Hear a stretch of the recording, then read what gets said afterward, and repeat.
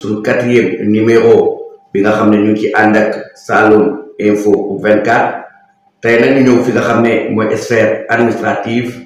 di recevoir la dame de fer mu nekk jigéen joo xam ne kenn dootu ko présenté ci ay jaar-jaaram muy madame Ndeye Sylla ngeen xamee ko madame Tall nekk tey directrice régionale de la femme ñu fas yéene am waxtaan bu am solo boo ak tontu bu dox suñu diggante tey ñu ñëw fi nga xam ne tey mooy bureau di la jaajëfalaat ci sa taxawaay ak sa liggéey depuis bu ñu la dénkee li nga xam ne mooy direction régionale de la famille nga am 809 boo ci apporté balaa ñoo dugg ci li nga xam ne tey mooy waxtaan bu am solo bi ma bëgg rek ñëpp ba may ñu nopp ma bàyyi la nga nuyoo askan bi. ñëpp ñi nga xamante ne si waa Kaffrine ñi nga xam ne ñu ngi suivre émission bi donc di Saloum Info di wax ni man la madame Tall Ndeye Sylla nekk tey directrice régionale de la famille de Kaffrine. maa ngi juddoo Louga donc di nekk gone ak njàmbur juddoo Louga yaroo Louga màggee fa yaroo fa defe fa lépp tamit di ñaanal sama yaay gudd fa di ñaanal sama yaay fa mu nekk gën na ko wax dëgg yàlla donc fu mu jógee ndax le 30 bi rek la dëdd mu nekkoon donc une femme de fer femme bu bëri woon fulla am jom am fulla yar ñu ci liggéey yar ñu ci fulla ak fayda yar ñu ci tamit bu ñu soxla yi dalay kenn lépp lu ñu am rek jàpp na ni ñu liggéey moom moo ñu ko war a may kon tey di ko ñaanal wax dëgg yàlla fa mu nekk mu gën a ko fi mu jógee sama yaay boobu nag sama papa wax dëgg yàlla mu dugal ñu école ndax loolu chance la ndax nit am na juddu na te kenn dugalu ko école mu dugal ñu école ma jàngee école 1 école 1 laa jàngee école primaire commencé fa école 1 école boobu foofu la Abdou Diouf jàngee école boobu foofu la Djibo Ka jàngee école boobu tout en tout cas donc les grandes figures historiques de la région de Louga foofu la ñu jàngee bi ma fa jógee sama yaay dafa nekkoon dem di liggéey village d'enfants SOS fekk boobu SOS mi ngi soddi am Louga ñu créé ko fa man bokk naa ci la première promotion donc des élèves du village d'enfants SOS ma dem jàngi village d'enfants SOS mais après ma jógewaat foofu noonu demaat beneen école bu ñuy wax école élémentaire Coxna foofu laa amee sama certificat foofu laa amee sama entrée en sixième bi ma amee sama entrée en sixième ñu yóbbu ma benn CM bu nekk Louga bu ñuy wax CM Modou Awa Balla Mbacké CM Modou Awa Balla Mbacké foofu laa jàngee à partir de sixième ba fa laa amee sama BFEM en 1993 ci lañ ma orienté donc au lycée Malick Sall de Louga lycée boo xam ne tey yaakaar naa ne ñëpp dégg nañ ko de part en tout cas donc ses résultats lycée boobu fa laa jàngee ba en 1996 ci la am bac bi ma amee bac ma dem université ñu orienté ma université ñu orienté ma département espagnol parce que booba mënoon naa espagnol bi may def bac également amoon naa ci ay notes yu rëy bi ma paree rek ñu orienté ma au département donc des langues romanes donc département espagnol foofu tamit ba ma fa demee macha allah ñëpp xamoon nañ département boobu ni mu mel ci métti ndax bi ma fay dem sax ñu bëri dañ lay wax ni la foofu moom boo fa yeggee rek première année wala deuxième année da ngay cartouché waaye nag damaa amoon ay professeurs espagnols yoo xam ni bi ma demee di ci waxtaan ñoom dañ ni ma s'il y a un seul étudiant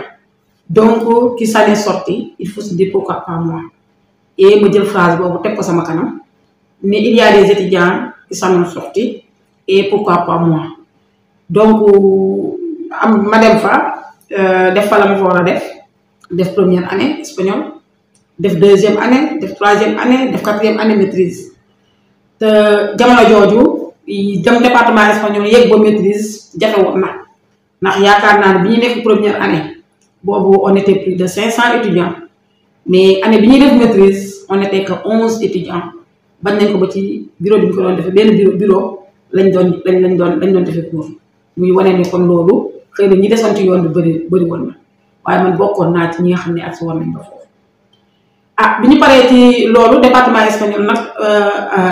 à cette époque là amu woon 3e cycle foofu rek la yemoon pour nga dem defi ay DEA yooyu sax il fallait que nga am bourse dem Espagne ak yooyu donc li fi sosoon mooy c'était véritablement dem jàngale ji bi ma demee jàngale ji nag samay professeurs yu bëri et j'ai vraiment donc l'honneur de le citer monsieur Ba Tafsir Ba mere woon na ma trop parce que daf ni ma madame Tall man bëgguma woon nekk dagg affaire dem jàngale ji ma dem jàngale ji dem école normale am diplôme école normale également dem lycée Daara Jolof fa laa jàngale 2003 ba 2007 2007 nag bi ma fa defee ba 2007 fekk boobu sama jëkkër moom mi woon France foofu la doon jàngi si noonu rek laa gisee woon benn professeur boo xam ne moom dafa bëggoon a ñibbi il était de Boulal donc à quelques kilomètres de Daara et il voulait rentrer mu contacté moom mu ne dafa bëggoon ñu def benn permutation et ñu def permutation moi je suis partie donc à Dakar de Banque Islamique au Guédiawaye boobu également nekk naa fa de 2007 jusqu'en 2015 mu nekk jaar-jaar nag bu am solo parce que j'ai à rencontrer beaucoup de dames de fer qui ont des dames inspirantes, impactantes et qui ont véritablement également impacté donc de façon positive ma vie. Donc man bi may compétir à Kaffrine c'était juste pour lui vraiment faire plaisir et ma dem compétir et par hasard ma compétir le poste de CM Kaffrine 2 à Kaffrine et pour dire vrai booba xaw ma fu Kaffrine féete xaw ma woon boobu fu Kaffrine féete te jàppoon naa sax muy compétir sax jàppoon naa sax xëy na candidat bi du jàll mais à ma grande surprise bi résultat yi génne j'ai vu que donc j'avais gagné le poste donc du CM Kaffrine 2 en septembre 2015 ma ñëw Kaffrine dem ñëw génn le lendemain ni damay dem CM Kaffrine 2 pour xool école bi nu mu demee mais bi ma génnee taxaw à chaque fois bu ma gisee benn taxawee arrêté benn moto ni ko damaa bëgg a dem CM Kaffrine 2 ñu ma xamuñu CM Kaffrine 2 finalement dama obligé delluwaat IEF ni leen man est-ce que CM bi ma gagné man am na à Kaffrine ñu man non doo wax CM Kaffrine 2 il faut dire école 3 parce que en réalité le CM donc est abrité par l'école élémentaire 3 donc boo waxee Kaffrine 2 doo dem donc ma dem ci école bi donc loolu en allant tout simplement donc ci école bi mon premier défi c'est tout simplement donc de tympaniser tout Kaffrine pour que ñëpp xam ni le CM Kaffrine 2 existe parce que nekkul woon yoon pour man nga ñëw di laajte CM Kaffrine 2 ñu naan CM boobu xamuñu ko il fallait d'abord faire la promotion de ce CM ma ñëw quand je suis venu en plein hivernage ma ñëw dugg biir école 3 ce jour-là baba j'ai failli pleurer parce que damaa ñëw j'ai vu que école bi ñu ngi ci biir ndox avec l'école élémentaire bi ñu à ñaari classe le conseil départemental avait construit 2 abris provisoires améliorés mais école bi était sous les eaux ndox bi bon après à un certain moment ma toog ma taxaw jàkkaarloog école bi dama ni yàlla def na ni tey dama gagné CM bi je n'ai pas trouvé un CM c'est juste un CM que de nom c'est ce jour-là que j'ai pris l'engagement d'en faire une véritable CM digne de son nom bi ñu ñëwee ci loolu ñuy liggéey di liggéey et quand je suis venue j'ai trouvé également une équipe qui était là très dynamique ma ne leen nañu liggéey man góoma liggéey boo xam ne da ngay xaar ba lépp taxaw nga soog di liggéey moi j'aime travailler dans des conditions exécrables moi j'aime travailler avec les moyens du bord parce que foofu après ci ngay amee mérite et heureusement également équipe bi topp ma ci loolu nous avons travaillé di liggéey et je me rappelle très bien à cette époque-là même les samedis moi j'étais tout le temps à l'école même les dimanches on est tout le temps à l'école en train de faire des cours de renforcement jàppale xale yi jàppale yi ñëpp jàppale c'était juste pour préparer en tout cas donc de futurs résultats probables ñuy liggéey ba benn jour un samedi Aziz Seck est venu nous voir mu ñëw fekk fa samedi mu ne mais qu'est-ce que mu ngeen def léegi am cours samedi man ko non on n'a pas cours le samedi parce que boobu am nga moom 3e mais on fait des cours de renforcement gratuits aux élèves c'est une façon vraiment donc de les aider pour que vraiment ñu am ay résultats yu baax dans l'avenir mu ne ma lii de dinaa ko wax IA mu dem wax ko IA autant c'était avec IA Maba IA notaloo ba ñëwaat gis na école bi amul benn livre y a aucun livre ma dem IA ma ne ko école bi de amul livre amul dara qu'est-ce qu'on va faire mu ne ma da ngay fii de instant bi on n'a pas de livre on n'a rien ma ne ko bon mu ne waaw ma ne ko ce sera un peu difficile quand même ñuy liggéey te duñu am benn support duñu am dara ci jamono bi ñu toll bi mu ne ma mu ne waaw ma ne ko d'accord léegi ma ne ko man école bi ma nekkoon c'était un CM avant muy nekk lycée CM la nekkoon mais c'est un CM qu'on a érigé donc en lycée man damaa demaat foofu proviseur ba bu ma demee ma ñaan ko livre fa nekkoon ma dem je suis partie dem gis proviseur le proviseur là c'est le proviseur bi nga xam ne moom la Sonko doon wane ni moom moo nekkoon enseignant au lycée fële Djignabo de Casamance c'est ça ma expliqué ko ma loolu de madame Tall loolu am problème man nag comme proviseur là bala muy génn rek il faut mu am fu mu jaar ak IEF d'accord on a fait les démarches nécessaires et il m'a donné pratiquement tous les livres dont disposait le CM le CEMBA islamique donc à l'époque mais ñu ko fi bi ma ñëwee information boobu également demaat ci IA Mawawa IA daan ne vraiment comme ñii principal bi ku bëgg liggéey la ku bëgg ndam ñu continuer noonu di liggéey ñu ko ne malheureusement la première promotion en classe de troisième bi ñu amoon donc bi ñuy demee on avait les plus mauvais résultats de l'académie nos résultats tournaient autour de 20%. Mais bu ma ñëwee l'année prochaine bi ñu ñëwee école bi en conseil de rentrée peut-être que les professeurs sax attendaient à ce que man ma ñëw reprocher leen jàngalewul leen wala dara non le message était très simple et clair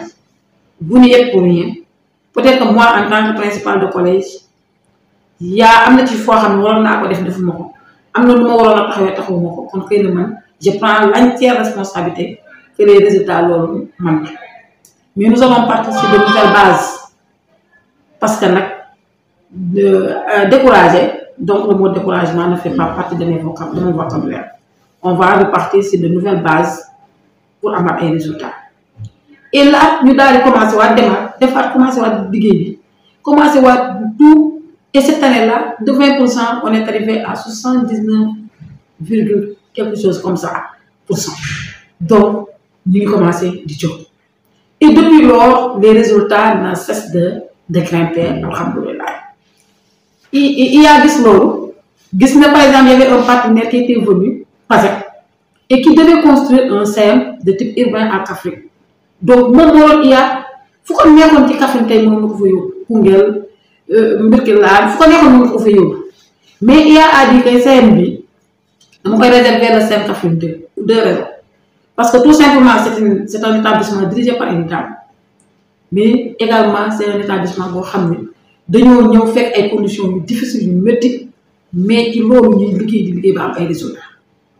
et yaa ni PASEC va construire donc le CM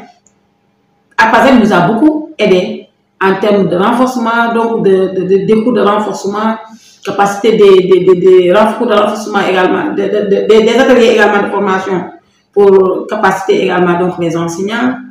dotation également donc de manuels voilà de matériel pédagogique des bourses aux élèves et tout et maintenant le grand chantier c'est le CEM Kaffrine 2 donc le CEM Kaffrine 2 bi ñu tabax de type urbain ñu dem toxu fa là également ça a été une grande fierté pour moi ba ma fay génn également dama fa génne en laissant un pourcentage de 100% au def c'est tout simplement donc l'utilisation d'un logiciel qu'on appelle Planète. Parce que tout à l'heure, j'ai cité le nom de Koumbania qui est ma référence. Bon, il faut y au lycée banque islamique. Il faut et tout ce qui est grade et c'est des outils un peu aujourd'hui un peu archaïques pour utiliser Planète. Planète, c'était un paquet de d'outils qui permet aux enseignants de faire cours, d'intégrer les notes, qui permet au principal de suivre son établissement, d'avoir une vue d'ensemble de son établissement, qui permet à l'élève de vérifier ses notes, son emploi du temps, qui permet aux parents de suivre ses enfants. Moi, j'ai eu la chance de l'implanter ici à Kaffrine. Moi, je suis venue, j'ai imposé Planète au CEM Kaffrine 2. Et tous les élèves, tout le monde connaissait Planète. Mais au-delà même les outils, parce que moi, je dis que nous sommes au 21e siècle, nous sommes à l'ère de la révolution numérique. Nous avons affaire également à des digital natives, c'est-à-dire des élèves qui sont nés sous l'ère du numérique. Il fallait tout simplement transformer cela. Au-delà donc de cet outil que nous avons réussi à implanter, mais tous les enseignants du CEM Kaffrine 2 sont aujourd'hui prêts à enseigner vraiment à partir donc de classroom, à partir autant il y avait Kaysala. Donc, parce qu'on a fait beaucoup de formations, donc sur, en tout cas, ces outils-là, ces plateformes-là qui nous permettent aujourd'hui tout simplement donc de faire des cours à distance. Et là également, c'est une grande innovation, parce que tout simplement également, je fais partie également d'une grande association qu'on appelle Synergie à l'éducation au numérique et aux médias, qui sont en train de former tous les enseignants du Sénégal, tous les élèves du Sénégal, dans l'intégration des outils numériques dans les enseignements apprentissages. Donc là également, il y a cette touche également donc, moderne, numérique, et même quand vous allez au sein Kaffrine 2, quand vous regardez le logo, il y a tout simplement le Wi-Fi qui montre tout simplement que nous, on aspirait tout simplement donc à être, en tout cas, donc, un CM digne de son nom, mais également un CM moderne. Mais nous savons ni bon école principale de collège, TAI a fait beaucoup de formations sur le genre, TAI a fait beaucoup de formations sur la protection des enfants, sur l'autonomisation des femmes. Donc ça veut dire que man actuellement c'est juste une continuité. Te man tamit dama tam à chaque fois su ma nekkee ci dara maanaam la ma nekk dama ci gën a wut ay xam-xam parce que quand même j'étais principale de collège, ça j'ai oublié. Je me suis même inscrite à l'université Gaston Berger de Saint-Louis pour avoir le certificat administration scolaire. C'était pour me permettre de faire correctement mon travail. Ici également, j'avais beaucoup de formations sur le genre, protection, mais cela ne m'a pas empêché également, dès mon arrivée également, de m'inscrire dans différentes universités, mais également dans différents cabinets de consultance pour avoir, par exemple, des certificats, des attestations telles que genre et inclusion sociale, un certificat tel que la protection de l'enfant donc en situation d'urgence. J'ai également un certificat en genre également et sauvegarde sociale, mais également j'ai un certificat donc sur les droits humains. Ça veut dire tout simplement, ça me permet d'avoir tout simplement donc un bagage, donc des bagages intellectuels qui me permettront aujourd'hui en tout cas donc de faire exactement donc mon travail. Donc comme nous l'avons dit, nous venons juste de sortir donc du mois de mars, le mois de la femme. Mois bi nga xamanteni ci mom lañu jëndé jigéen ñi même bu féké dañuy wax né ben wér touti na ben fan tamit touti na mais quand même c'est un mois bo xam buñ ci yexé en tout cas tous les regards tournent vers en tout cas donc les femmes leur engagement bi yoon nak dañoo def thème bu am solo parce que nous sommes dañu nekk par exemple avec une nouvelle orientation également donc du Sénégal. Nous avons également un nouveau référentiel du Sénégal 2050 avec adossé donc à la SND 1, donc la stratégie nationale de développement 1, donc sous ces 4 axes. Nous def ben liggéey bu am solo ma def man personnellement un document extrêmement important. Et ce document-là retrace tout simplement dans chaque domaine de l'axe de la SND1. Quelles sont les attentes? Quels sont les rôles des femmes? Mais donner également, également des recommandations, de recommandations pour dire au gouvernement que madame, tu axe par exemple, premier axe bi nga xamantene ci tay mi ak deuxième axe bi surtout capital humain tay joxe na par exemple ay recommandations yo xamni néna len tay su fekkente ni li def ngeen ko ci Kaffrine mais jigéen ñi boobaa dinañ gën a gis seen bopp te dinañ mën a participer également ci vision Sénégal 2050. Je pense que récemment nous avons organisé un forum de haut niveau sur l'économisation économique des femmes et nous avons véritablement donc parlé en tout cas de tous les secteurs parce qu'aujourd'hui on ne peut pas parler de l'autonomisation des femmes sans pour autant parler donc le domaine de l'éducation. Donc voilà, ça peut sans pour autant parler, par exemple à Kaffrine, donc de la transformation, par exemple des produits locaux, sans pour autant parler de la santé, surtout de la santé de la reproduction. Donc nous avons en tout cas traversé, en tout cas et décortiqué tout un temps, en tout cas donc de thème. Et ça nous suivit également donc des recommandations fortes. Comme nous l'avons dit, jusqu'à présent, voilà, aucun gouvernement n'a pu réussir vraiment donc à éradiquer ce phénomène-là. mais ñu am yaakaar parce que le ministère de la famille et des solidarités est vraiment à partir donc de la direction des promotions des droits et de la protection des enfants donc la DPDPE ñu ngi def ay liggéey bu am solo vraiment pour que problème boobu wax dëgg yàlla nekk de vieux souvenirs te li tax man la ñu ci am yaakaar mooy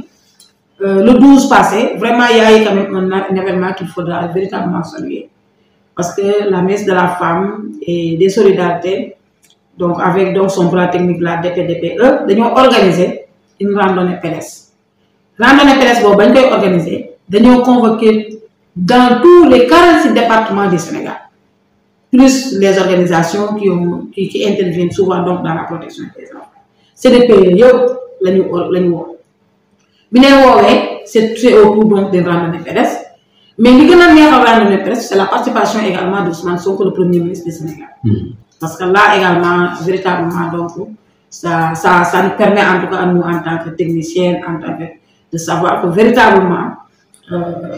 ils sont dans les dispositifs tout simplement donc d'apporter des solutions par rapport tout simplement donc à la protection des enfants et là-bas les enfants également ont déposé un mémorandum donc lépp li nga xam ne ñoom bëgg nañ ko lépp li nga xam ne ñoom jaakaar na ni lii moom mooy tax les enfants de la rue mais également donc les enfants donc handicapés également parce que boo xoolee même ci randonnée bi tu vois nettement la présence donc de ces enfants handicapés qui sont souvent laissés en rade alors qu'aujourd'hui on parle d'inclusion donc loolu vraiment ça a été quand même un signal fort pour nous permettre nous en tout cas au niveau déconcentré que